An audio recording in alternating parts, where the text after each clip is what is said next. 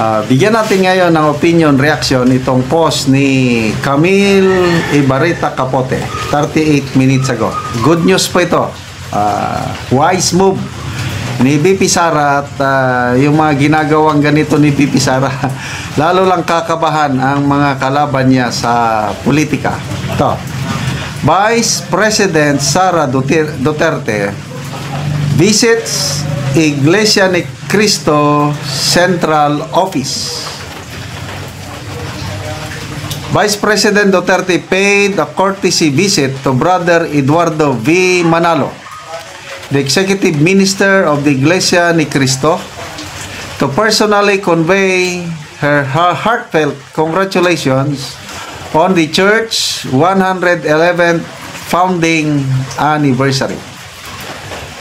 BP Sara expressed her deep appreciation for the Iglesia ni Cristo's commitment to public service and community outreach not only in the Philippines but around the world.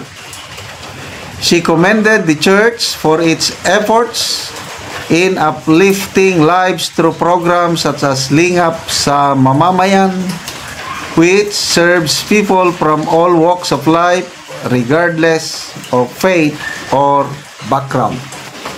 All that we do must be for God, our country, and the Filipino people. Ayan. Yan po ang mga litrato ni BP Sara. Ayan, magkatabi sila ni Minister Eduardo Manalo. Ayan, nagkakamayan sila. Okay. Yeah, Pitch Watch, manginig na kayo. Okay. Bigyan lang ako ng comment sa Iglesia ni Cristo.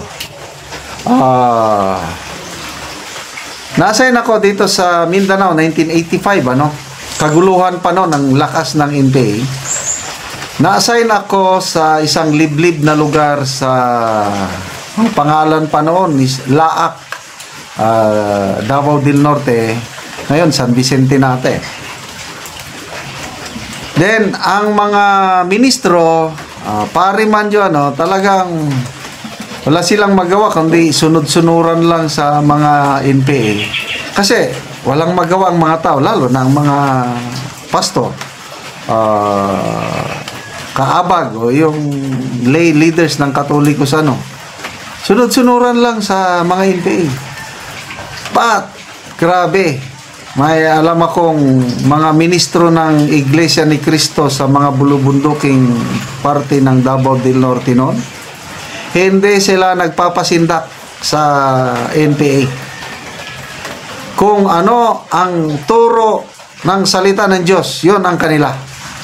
Bahalang kaya to a point, nabalitaan ko na lang, may isang ministro ng Iglesia, that was 1988. Talagang sinampulan ng mga iglesia. Kaya mula noon, ang taas na ang respeto ko sa iglesia dahil hindi basta-basta natatakot. May alam nila yung salita ng Diyos, doon sila nagbabase sa turo.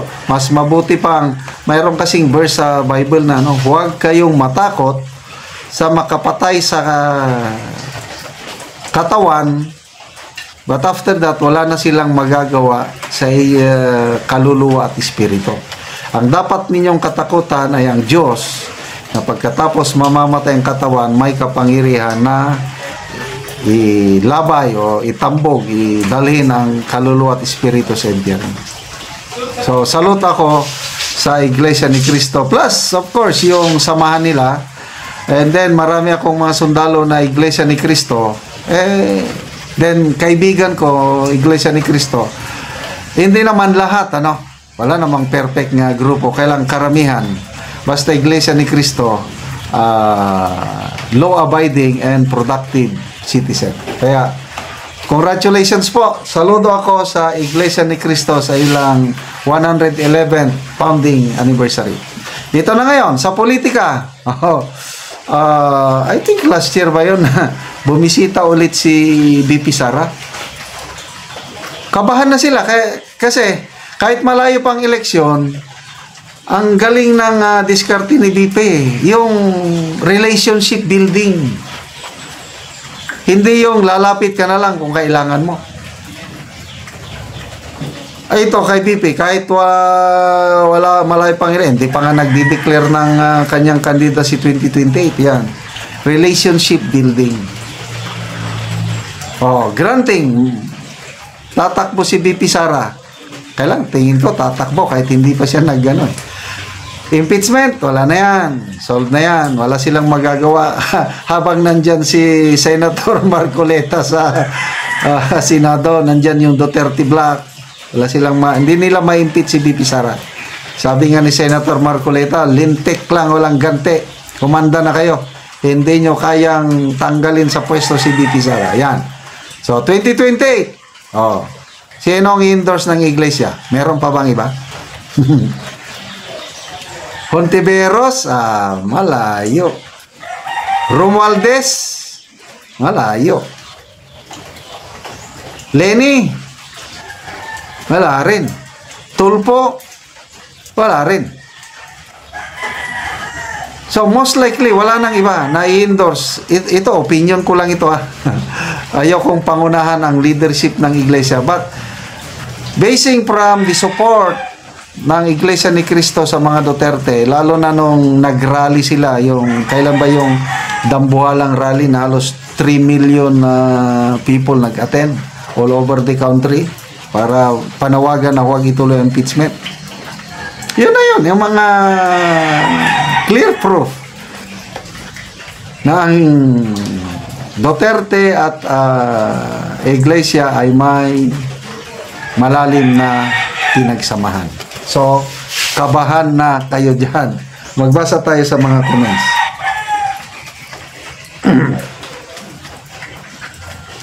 Okay, kabahan na sila. Okay, anyway. Ano pa, yung mga ginagawa ni BP Sara, nakakabahan sila. Yung palagi na siyang umiikot ngayon, lalo na pagbisita niya sa mga OFWs. Kasi ito na, may dalawang black voting groups na malakas ang dating Iglesia at OFWs. Bakit malakas? Millions ang OFWs. Pagpapadala ng pera sa Pilipinas, yung mga pamilya ng OFWs kayang diktahan ng OFW doon. Padala o butuhan yun? Siyempre, kung anong gusto ng nagtatrabaho, yun ang masusunod, di ba? O, kaya black voting na ngayon ang OFW plus black voting ng Iglesia, wala na silang kawala o wala na silang papupuntahan. BP Sara 2028, panalo na.